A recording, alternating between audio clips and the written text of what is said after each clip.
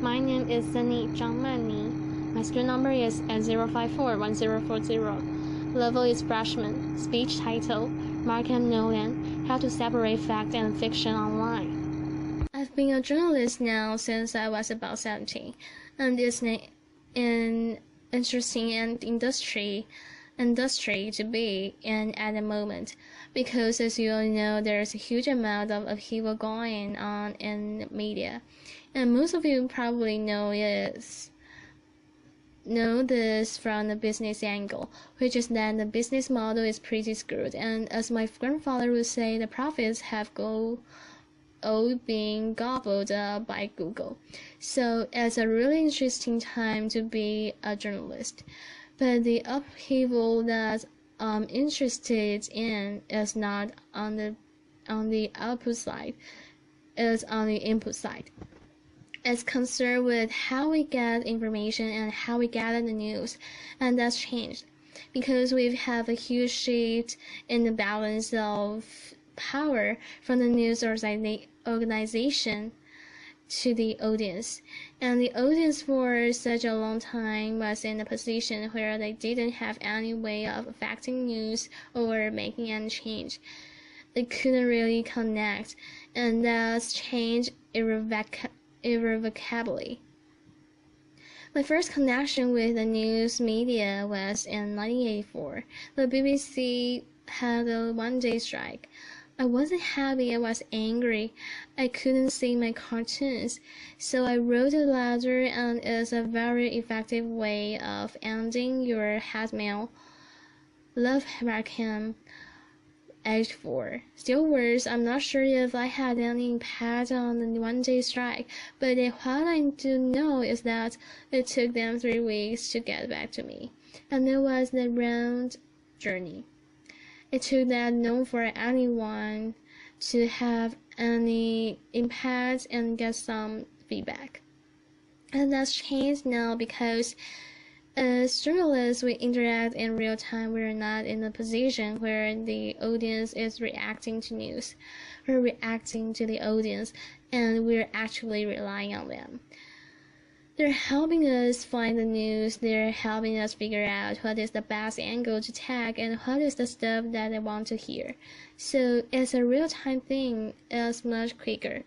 It's happening on a constant basis, and the journalist is always playing catch-up.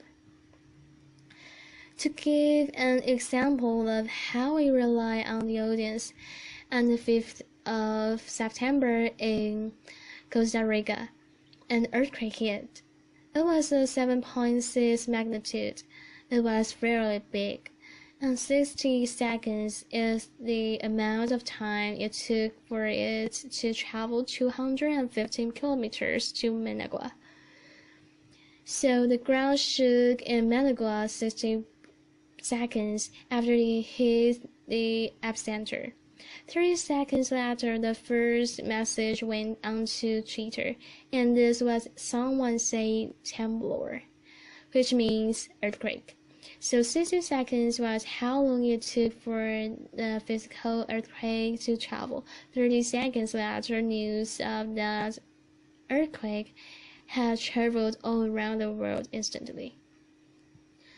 Everyone in the world, hypothetically, had the potential to know that an earthquake was happening in Managua, and it happened because this one person had a documentary instinct, which was to post a status update, which is what we all do now. So if something happens, we put our status update in, or we post a photo, we post a video, and it all goes up into the cloud in a constant stream. And what that means is just constant. Huge volumes of data goes up is actually staggering. When you look at the numbers, every minute there are 72 more hours of video on YouTube. So that's every second more than an hour of video gets uploaded.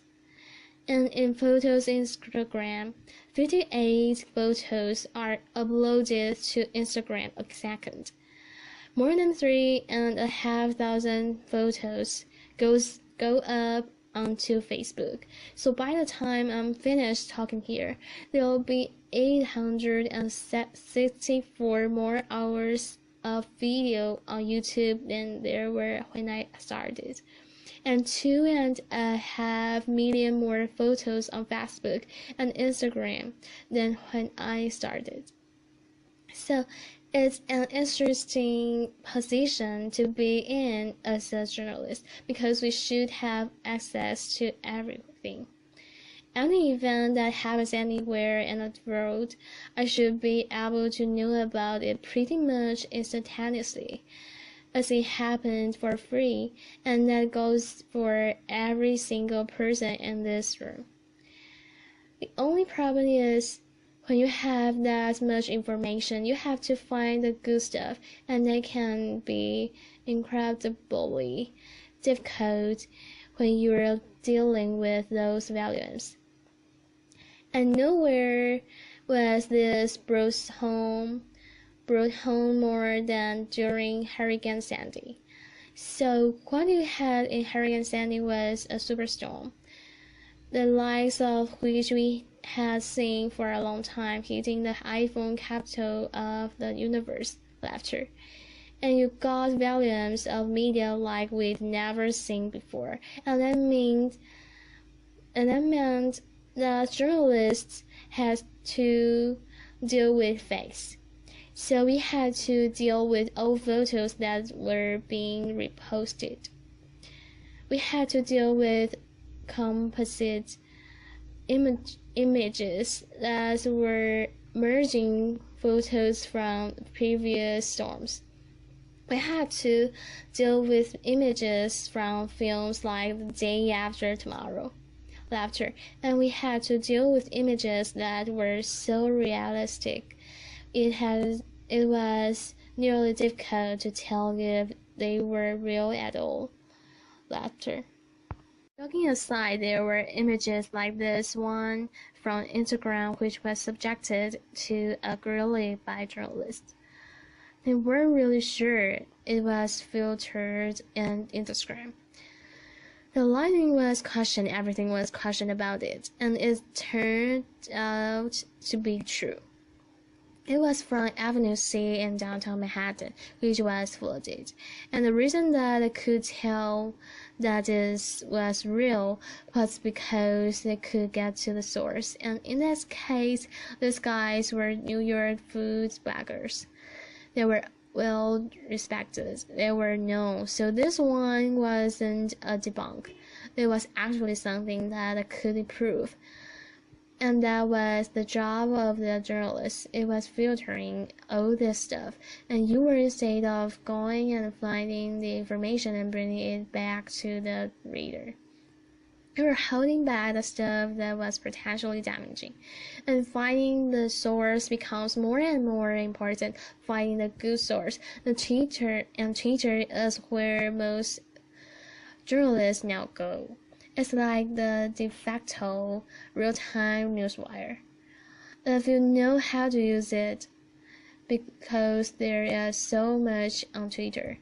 And a good example of how useful it can be, but also how difficult was the H10 revolution in 2011. As a non-Arabic speaker, as someone who was looking from the outside from Dublin, Twitter lists and lists of good sources, people we could establish were credible, were really important. And how do you build a list like that from scratch? Well, it can be quite difficult, but you have to know what to look for. This visualization was done by an elite Italian academic. He's called Andrea Paneson, and he basically took the Twitter conversation in Tahrir Square on the day that Hosni Mubarak would eventually resign. And the dots you can see are retweets.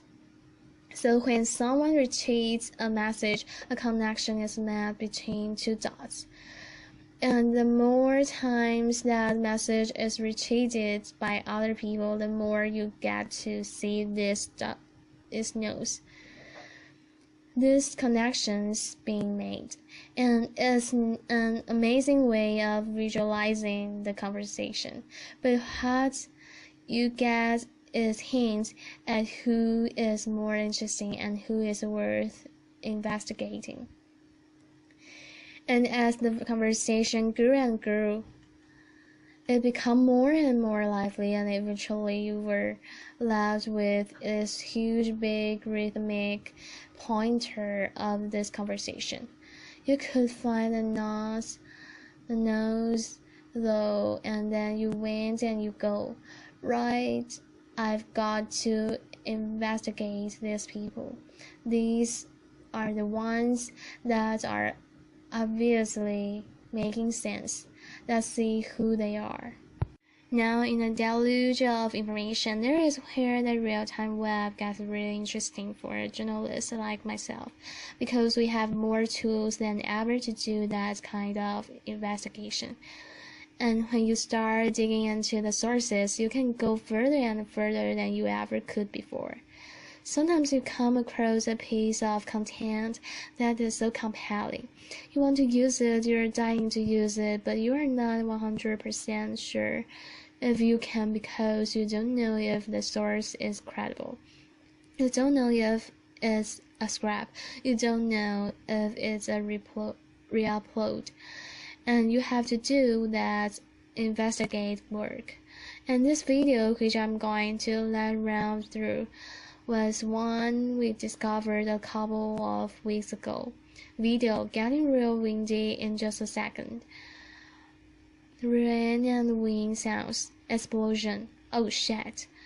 Markham, Nolan. Okay, so now if you are a news producer, this is something you'd love to run with. Because obviously, this is gold, you know. This is a fantastic reaction for someone with genuine video that they've shot in their back garden. But how do you find if this person, if it's true, if it's fact, or if it's something that's old and that's being reposted?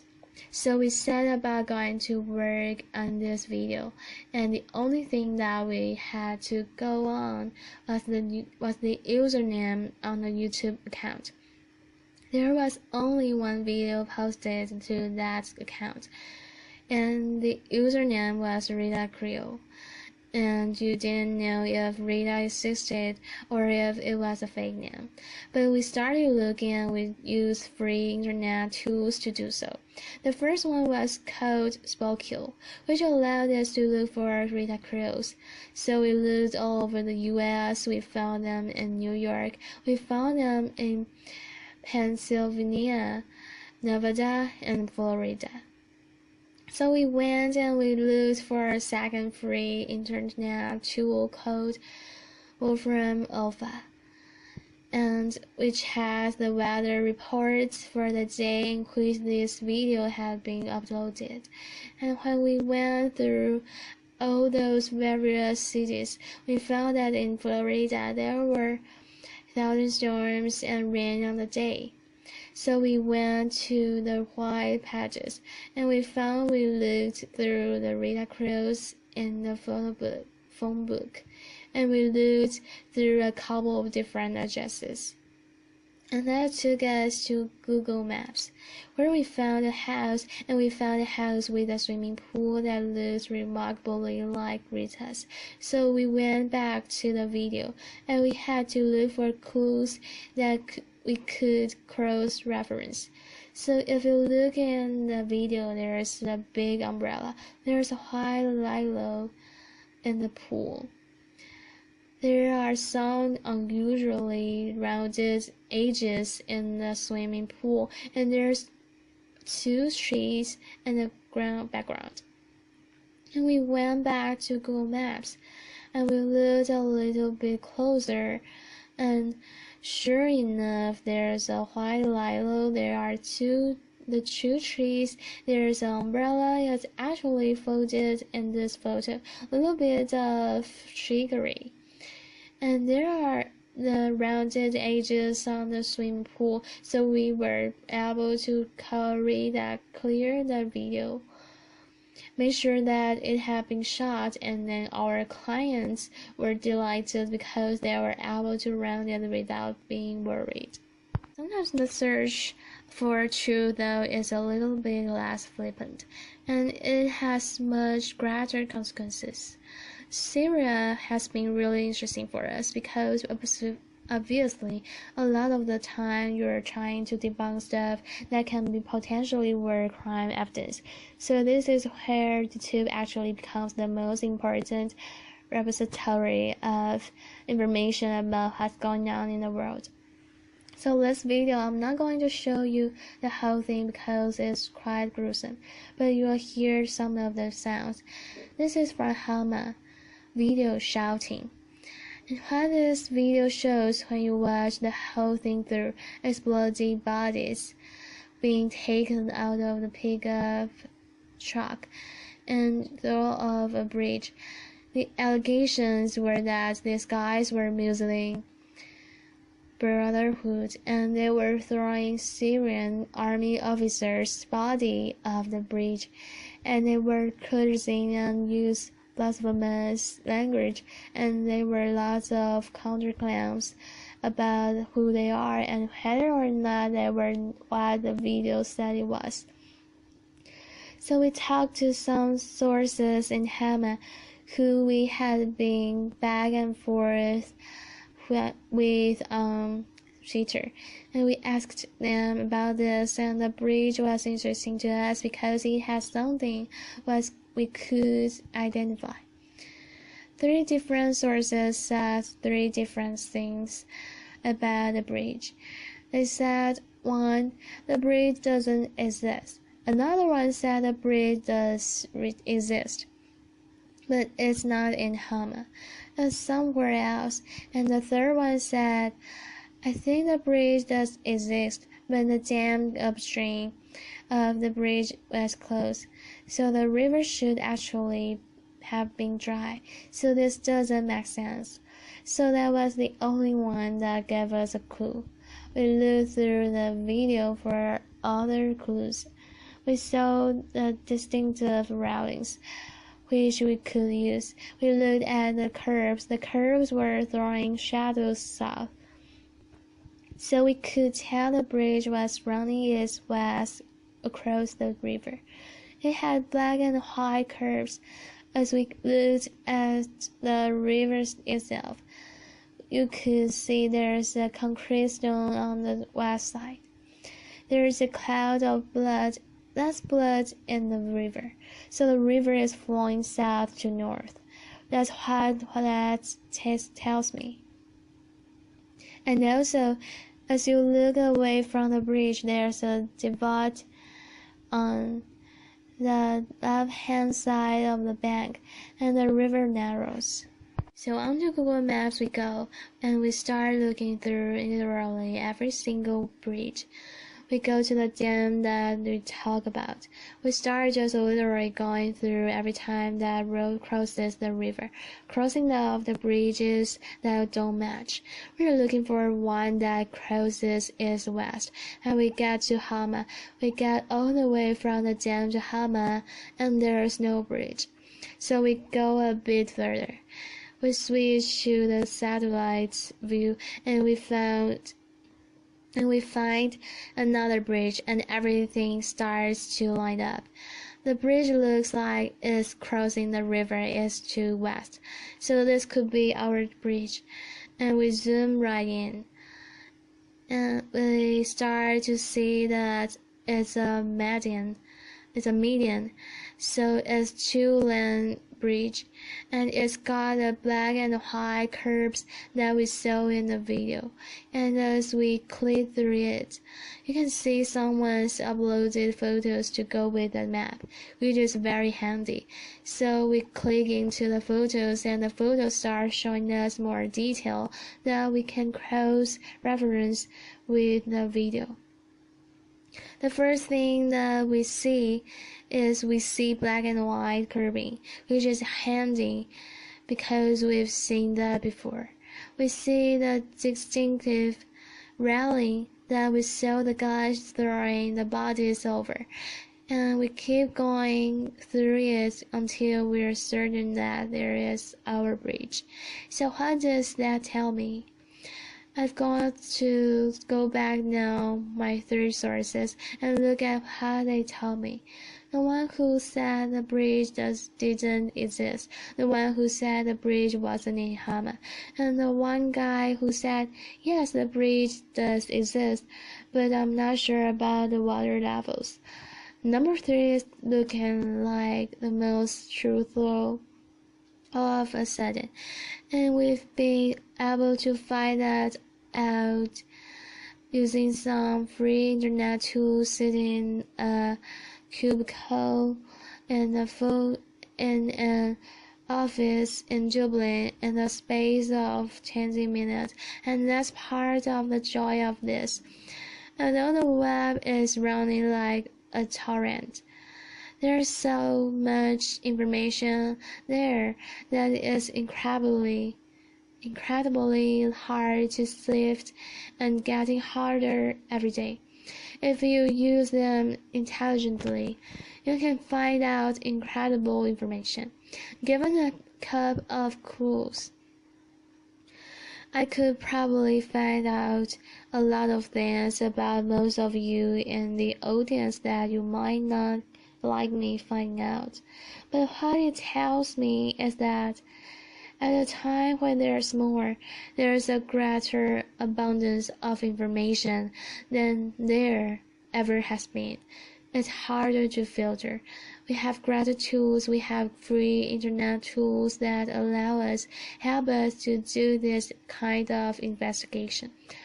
We have algorithms that are smarter than ever before, and computers that are quicker than ever before.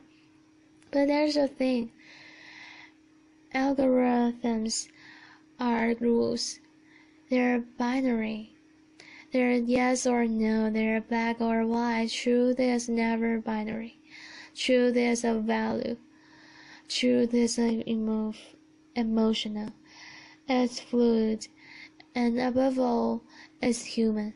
No matter how quick we get with computers, no matter how much information we have, we'll never be able to remove the human from the truth-seeking exercise, because in the end, it is a uniquely human trait. Thanks very much. Applause.